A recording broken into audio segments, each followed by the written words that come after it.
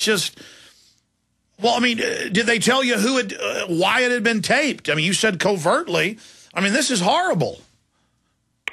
Well, I don't know why it was taped, but I think it was for blackmail. And then it was, I think, used politically later. Well, no kidding. When I saw it. Well, then why would they leak it out to these people so the message would get back to Rainbow Ronnie that everybody knew? No, I don't think so. I just think that they felt it was time to show it, I guess. I really don't know their Well, I can't play it on it. air because there's so much profanity, but Harper's Magazine 6 years ago published another report about Nixon interviews they'd done and stuff they didn't publish in the 70s. And when people said, oh, that can't be true, they released the tape. And it's, Bohemian Grove, San Francisco, and Northern California. Yeah, they all go up there with Reagan and everybody else. Let me tell you something. It's the most, and they started using profanity but talking about all the homosexual activity. And it just seems to always pop up with Republicans, and then with Democrats, it's like beating women and stuff. It's like Democrats, it's always breaking women's noses, and then Republicans, unless it's Dick Cheney, he likes what the Democrats like. It's the Walking Dead with his bionic heart with no pulse, Dick Cheney. And with Republicans, how many of them get caught in restrooms and stuff? I mean, what's going on? I mean, do you have to be like that to be a super high-level Republican? No, I don't think so, but I do believe, after having lived for many years in Southern California, that it certainly helps one's career if they engage in those kind of things. Oh, boy. Well, it was very, very prevalent. I lived there in the 60s, 70s, 80s, a long, long time, into the 90s. And so I saw lots. I lived in Malibu for years. I spent a lot of time in Beverly Hills and, all over Los Angeles. But I saw lots, met lots of people. Nothing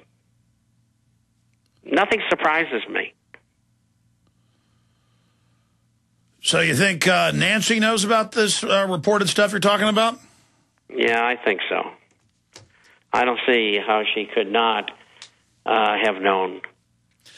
The reason I asked what color the film footage is, it's much easier. Back in the 70s, they'd still be using animation. It's much easier to fake a black and white.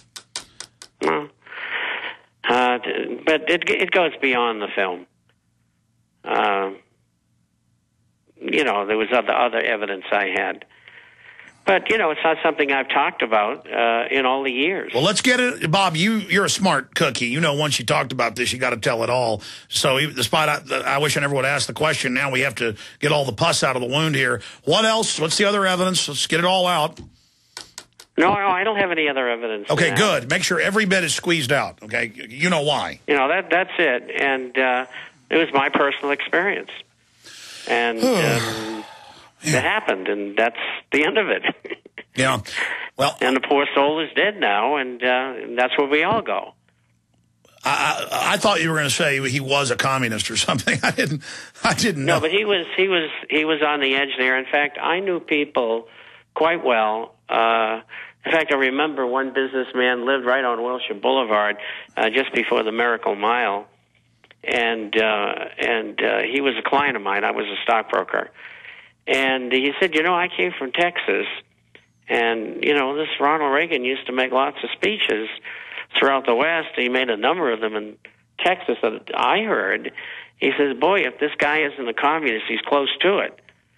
So I knew people who had actually seen his speeches who thought he was very leftist, we'll put it that way.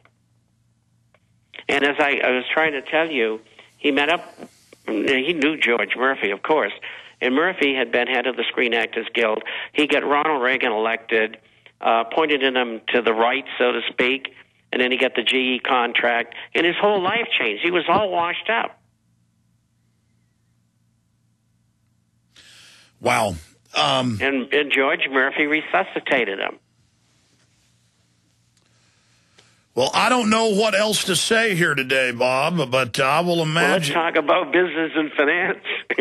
Yeah, they tried to push gold and silver down this week, but give us your take on that. Well, I think the appointment of Mr. Daley, one of the Daley crime family persons from Chicago, and he's appointed the chief of staff. It just so happens that he is the managing director of the Midwest office of a firm called J.P. Morgan Chase. And they wanted everything to be hunky-dory with him getting appointed. And we have the Obama clip to interrupt where he says, I don't want to appoint a bunch of Wall Street fat cats. I've never seen an administration as packed full of them. Well, it's every administration.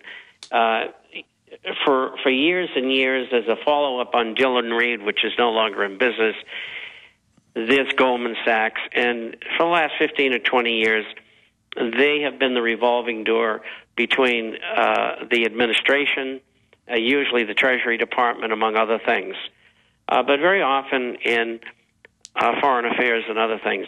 But J.P. Morgan Chase, and of course that was J.P. Morgan years ago, they've been in control of the Fed ever since its inception. Yeah, they're the real big dog. That's right. And this man Daley is working for them. I think they wanted the commodities and the gold and silver to go down to make things look good. And then they had an employment report that came out, and it was preceded by ADP's report that was so screwed it was unbelievable. I mean, how they could, as professionals, put that report out, I just can't imagine. What does it mean in China to now have the IMF, World Bank, and others now buying Chinese currency? I mean, that's a big move, isn't it? I mean, they're really moving away from the dollar in high speed now. They are. And just before that, just a few weeks ago, the announcement by China and Russia that they were going to do business together in their own currencies. But that's a natural. I mean, it was to be expected something like that might happen. With the bonds, it's relevant, but it's not as relevant as the Chinese and the Russians doing business in their own currencies. That's big time. And we're leading up here. You know, we discussed this early last year on the program, and I said I think something could happen by the end of the year, which was just passed. It didn't happen. Everything wasn't in place. But this time, we get two events happening that are very, very important. One is the situation in Europe, the tremendous amount of money that has to be raised, especially during the first 6 months of the year, by the European nations, and particularly by those who are deeply in debt. And with that, you can add in the situation with American municipalities. This is something that I predicted 3 years ago. I told everybody to get out of municipals. This is what's going to happen that happened. And these two events are going to come together in the second half of the year, probably the last quarter of this year. And it's going to be rock'em sock'em, because I think that the euro will be under tremendous pressure, the whole Eurozone structure. And then the Republicans have said, look, we're not going to lend or feed more money to the municipalities. They got to sort their own problems out. Well, you were the first guy I heard like 3 years ago predict that the EU would crack up. Now that's all over their news, that the EU is going to crack up. Do you still think it's going to crack up? Oh, absolutely. It's just a question of how long.